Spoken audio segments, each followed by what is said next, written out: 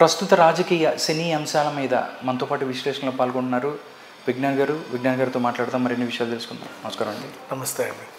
ఈరోజు అల్లు అర్జున్ బర్త్డే సందర్భంగా పుష్ప 2 సంబంధించి టీజర్ రిలీజ్ అయింది. చూసారా, ఎలా అనిపించింది? సో యాక్చువల్లీ చెప్పాలి అంటే అల్లు అర్జున్ లాస్ట్ బర్త్డేకే మనకు కావాల్సినంత గ్లిమ్స్ ఇచ్చేశారు. ఈసారి జస్ట్ ఒక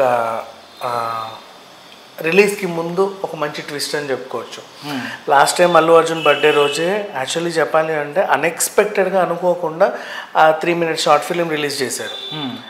వేర్ ఈస్ పుష్ప, ఏమయ్యాడు, పోలీసులు అరెస్ట్ చేశారు, జైలు నుంచి తప్పించుకున్నాడు, గాల్లోకి 10 రౌండ్లుగా కాల్పులు జరిపారు. అలా వెళ్తుంటే బాకారం కోట దగ్గర చొక్కా దొరికింది, దాంట్లో 8 ఉన్నాయి, ఇంకా 2 ఏమయ్యాయి. ఆ తర్వాత చూస్తుంటే పులుల కోసం ఏర్పాటు చేసిన ప్రత్యేక కెమెరాలో పుష్ప కనబడ్డం అంటే అడవిలో ఏదైనా జంతువు 2 అడుగులు వెనక్కి వేస్తే పులి వచ్చిందని అర్థం, అదే పులే 2 అడుగులు వెనక్కి వేస్తే పుష్ప వచ్చాడని అర్థం అని చెప్పేసి దానికి మంచి ట్విస్ట్ అంటే ఇవ్వాల్సిందంతా ఇచ్చేసారు.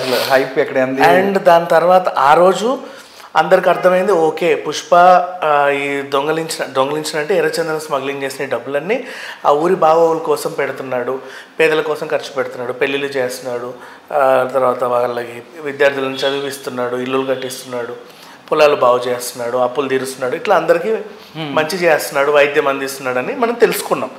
అందుకు వాళ్ళలా రగిలిపోయారు.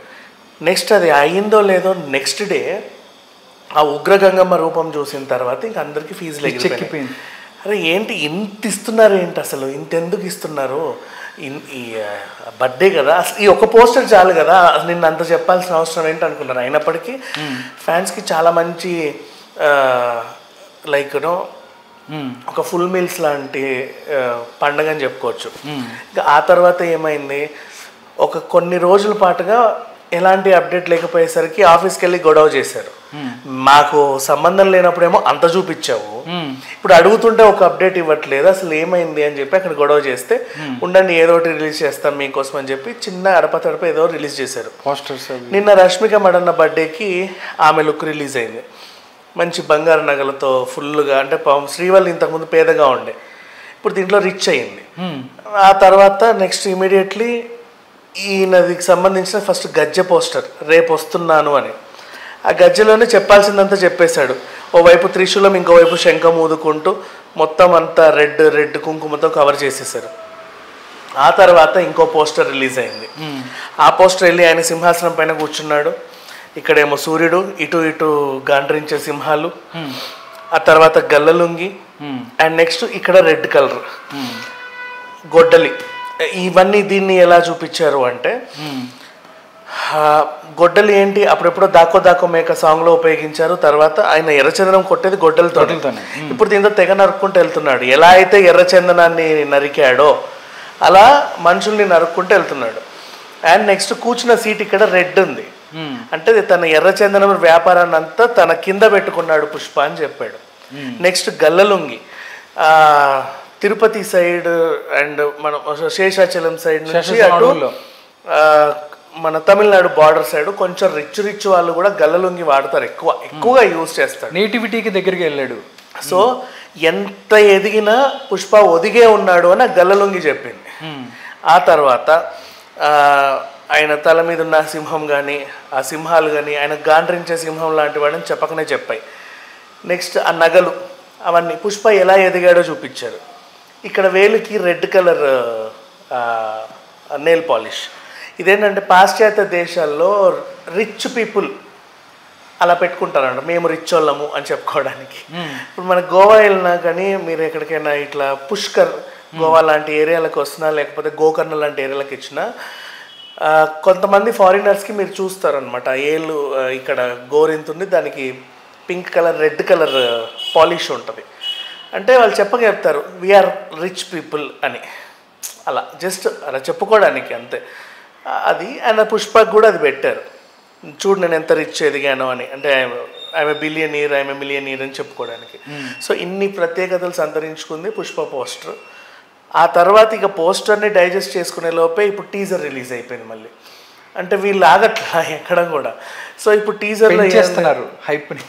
మామూలుగా కాదు, ఉగ్రగంగమ్మ జాతరలో గొడవ జరిగింది, పుష్పని వేసేయడానికి ఇదే మంచి తరుణం అనుకొని ఆయన వెనకాలే చీరలు కట్టుకొని డ్యాన్స్ చేసే వాళ్ళు ఉండి వాళ్ళు ఎదురు తిరిగారు. వాళ్ళని పుష్ప ఇలా మట్టు పెట్టాడు. ఆ తర్వాత ఆ కొంగును అలా ఆయన కాళ్ళ నుంచి తీసుకొని వాళ్ళందరినీ తీసిన తర్వాత అలా కప్పుకొని రావడం, నెక్స్ట్ లాస్ట్కి ఒక్కసారిగా ఏయ్ అని ఇట్లా బెదిరిస్తే వాళ్ళందరూ వెనక్కి వెళ్ళిపోవడం, ఇవన్నీ మనం చూసాం. దీంతో ఏంటంటే హైప్ ఇప్పటి వరకు ఉన్న దానికంటే 1000 రెట్లు ఎక్కువ వెళ్ళిపోయింది హైప్. సో ఇక్కడ నన్ను అడిగితే 2000 మార్క్ అందుకోవడం చాలా సింపుల్ పుష్పకి పాన్ ఇండియా లెవెల్లో అని చెప్పేయచ్చు ఒకే ఒక టీజర్తో. అంటే జనాలకు ఒక ఫ్యాన్స్ కావచ్చు లేకపోతే కామన్ ఆడియన్కి పుష్ప 2కి సంబంధించి గెటప్ మొత్తం టోటల్ సినిమా అంతా ఇలాగే ఉండే అవకాశం ఉందా, లేకపోతే ఏదైతే విలన్స్ ఎవరైతే ఉన్నారో చంపడానికి వచ్చినప్పుడు జాతరలో మేబీ అక్కడ మాత్రమే ఇలా ఉంటాడా, కానీ ఇలాగే త్రూ అవుట్ ఉంటే మాత్రం నిజంగా నార్మల్గా ఫస్ట్ పుష్ప 1లోనే జస్ట్ చెయ్యి అలా అంటాం కానీ అవన్నీ జనాలకి పిచ్చిగా నచ్చింది ఇది. బట్ ఇప్పుడు మాత్రం అంటే అర్ధనారీశ్వరులాగా కొంచెం ఆ టైప్లో కనిపిస్తున్నాడు.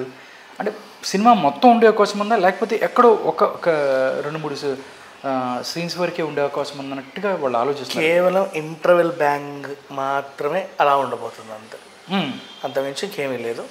అండ్ నెక్స్ట్ అదంతా మా ఉగ్రగంగమ్మ జాతర రూపము అండ్ పుష్ప. అందుకే ఇట్లాంటి కన్ఫ్యూజన్స్ వస్తాయనే వీళ్ళు ఏం చేశారు అంటే లాస్ట్ టైం కూడా టీజర్ అంతా పుష్ప గురించి చూపించి ఒక పోస్టర్ ఉగ్రగంగమ్మది వేశారు. సో ఈసారి కూడా ఏం జరిగిందంటే ఉల్టా అనమాట, టీజర్ అంతా ఉగ్రగంగమ్మని చూపించి పోస్టర్ క్యాజువల్ వేశారు. అంతే తేడా. ఆర్ఆర్ విషయం చెప్పుకుంటే దేవిశ్రీ ప్రసాద్ ఫెంటాస్టిక్. అంటే టీజర్ స్టార్ట్ అయిన దగ్గర నుంచి ఆ బీట్స్ ఒక హైప్ని తీసుకెళ్ళింది, అల్లు అర్జున్ని ఒక నెక్స్ట్ లెవెల్కి తీసుకెళ్ళింది సీన్ని ఆ టీజర్ అని చెప్పొచ్చు, హ్యాపీగా చెప్పొచ్చు. అండ్ ఇంకోటి దీంట్లో సమంత కూడా ఉండబోతుందని చెప్పి ఇంకో టాక్ మళ్ళీ కూడా. అంటే మొన్న రీసెంట్లీ సుకుమార్ గారు ఒక ఇంటర్వ్యూలో ఏం చెప్పుకొచ్చాడు అంటే, నేను రంగస్థలం చూసిన తర్వాత సమంతకి ఫ్యాన్ అయిపోయాను, ప్రతి సినిమాలో సమంత ఉంటుంది అని చెప్పాడు. సో పుష్ప 1లో ఐటమ్ సాంగ్ ఇచ్చాడు, పుష్ప 2లో కూడా ఇన్ కేస్ ఒకేలా ఈవిడ కనిపించి జస్ట్ అలా వెళ్ళే అవకాశం ఉందని మాత్రం చాలామంది అంటున్నారు. అండ్ ఇప్పటికీ రిలీజ్ అయినటువంటి గ్లిమ్స్ ఏవైతే ఉన్నాయో అన్నీ కూడా ఇదొక మాస్టర్ పీస్ అని చెప్పకనే చెప్పింది. ప్రతి చిన్న కోర్ లెవెల్ నుంచి కూడా ప్రతి ఎలివేషన్స్ కూడా అండ్ ఏ అంశాన్ని డీకోడ్ చేసినా ప్రతి దాని వెనకాల ఏదో ఒక కథ కనబడుతుంది.